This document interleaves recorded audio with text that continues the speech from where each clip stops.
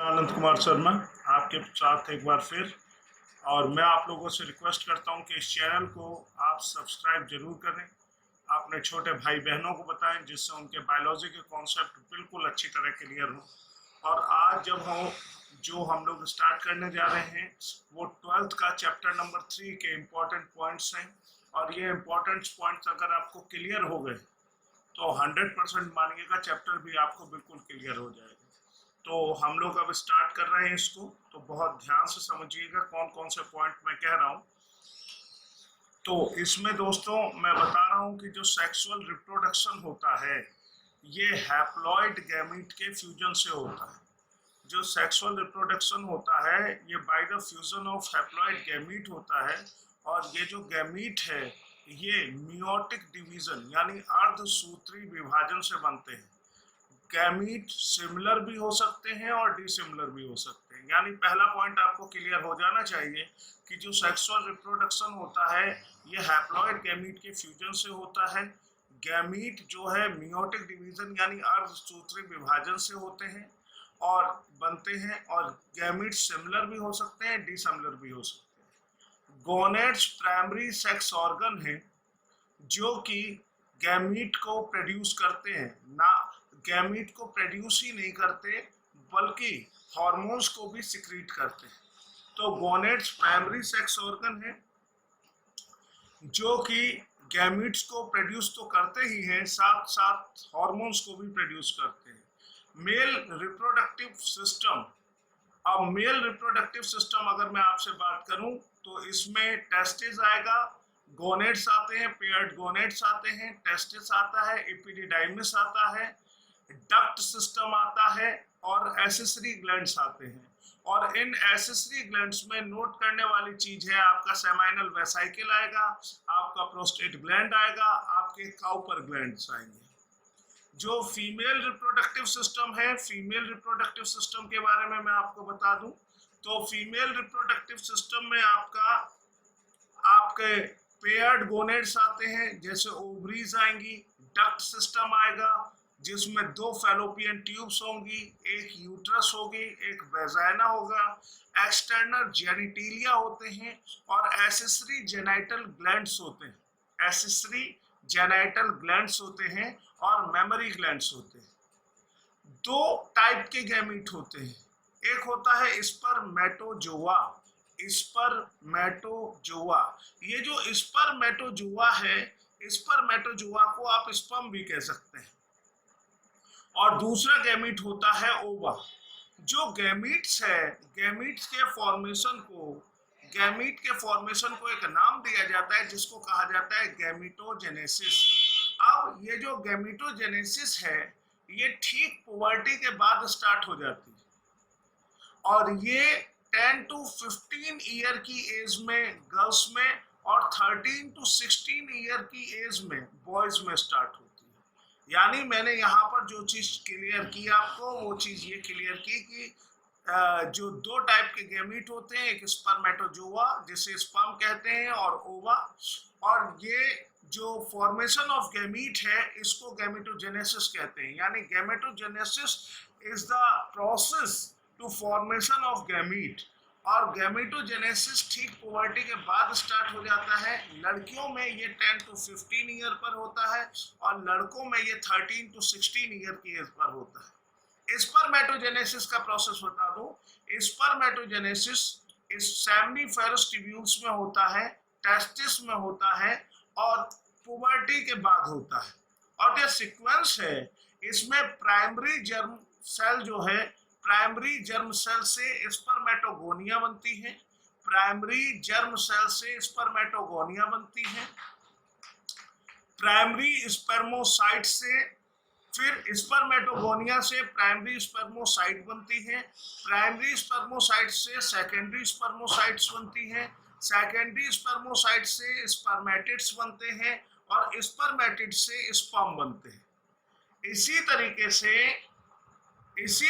से जो स्पर्म है, दोबारा देखिए स्पर्मेटोजेनेसिस का प्रोसेस बता दूं। स्पर्मेटोजेनेसिस के प्रोसेस में सेमिनिफेरस ट्यूब्यूल्स में होता है, टेस्टिस में प्राइमरी जर्म सेल से स्पर्मेटोगोनिया, फिर स्पर्मेटोगोनिया से प्राइमरी स्पर्मेटोसाइट, प्राइमरी स्पर्मेटोसाइट से सेकेंडरी स्पर्मेटोसाइट, सेकेंडरी स्पर्मेटोसाइट से स्पर्मेटिड्स और स्पर्मेटिड्स से स्पर्म्स।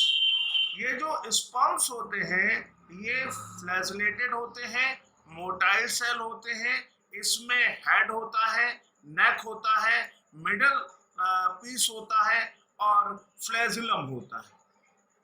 दोबारा देख लीजिए, इसमें हेड होता है, नेक होता है, मिडल पीस होता है और फ्लैजिलम होता है।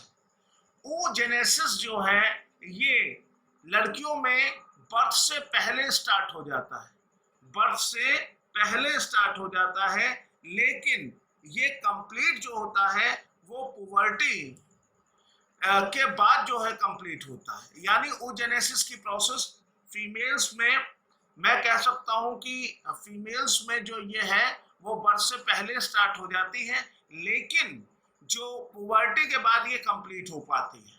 और इसमें जो प्रोसेस है, प्राइमरी जर्म सेल आता है, primary germ cell of ovary, फिर इसमें oogonia, primary germ cell of ovary से उगोनिया, उगोनिया से प्राइमरी oocyte, प्राइमरी oocyte से सेकेंडरी oocyte और सेकेंडरी oocyte से ootids या ओवम।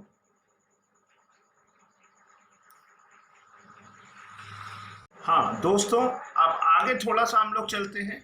एक एग जो है वो 28 डेज में मैच्योर होता है, और अगर 28 डेज में ये एग फर्टिलाइज नहीं होता तो जो एंडोमेट्रियम जो बॉल है वो मेंस्ट्रुअल फ्लो के साथ बहकर बाहर चली जाती है।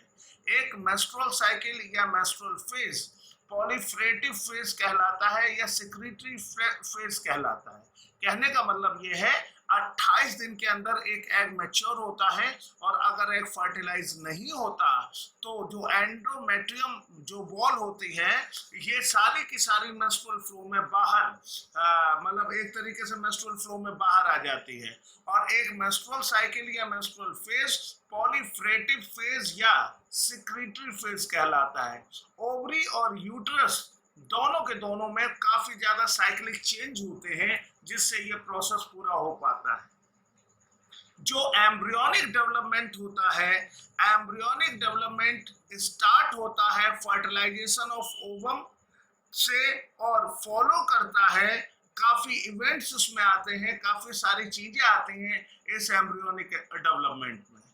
जो डिफरेंट पार्ट है स्पर्म जो है, जिसमें स्पेसिफिक फंक्शन होते हैं स्पर्म के, जैसे हेड जो होता है उसमें हेरिडिटरी इंफॉर्मेशन होती है, डीएनए होता है। जो नेक होता है उसमें सेंट्रियोल होता है सेल डिवीजन के लिए, और जो मिडिल पीस होता है इसमें रेस्पिरेटरी एंजाइम होते हैं, और जो टेल पीस होता है वो मोटिलिटी जो होता है उसमें होता है। मतलब एक तरीके से मैंने यहाँ पर स्पर्म को उसको बता दिया क्या क्या है इसमें। जैसे स्पर्म के स्पेसिफिक फंक्शन होते हैं, जो उसके पार्ट्स होते हैं, जैसे हेड में हेरिडिटरी इंफॉर्मेशन होती है, डीएनए होता है, नेक में सेंट्रियोल होता है जो सेल डिवीजन के लिए रिस्पॉन्सिबल होता है, मिडल पीस में रेस्पिरेटरी एंजाइम होते हैं, और टेल पीस जो है वो मोटिलिटी प्रोवाइड करता है। At the time of ovulation, ovulation के समय एग जो है सेकेंडरी oocyte कहलाता है, या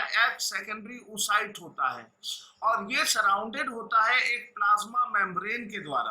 ध्यान से समझिएगा, ओव्यूलेशन के समय एग को हम लोग सेकेंडरी oocyte कहते हैं, और ये जो सेकेंडरी oocyte है ये एक प्लाज्मा मेम्ब्रेन के द्वारा कवर होता है, और इस प्लाज्मा मेम्ब्रेन को vitelline membrane, VITE LLINE vitelline membrane कहते हैं।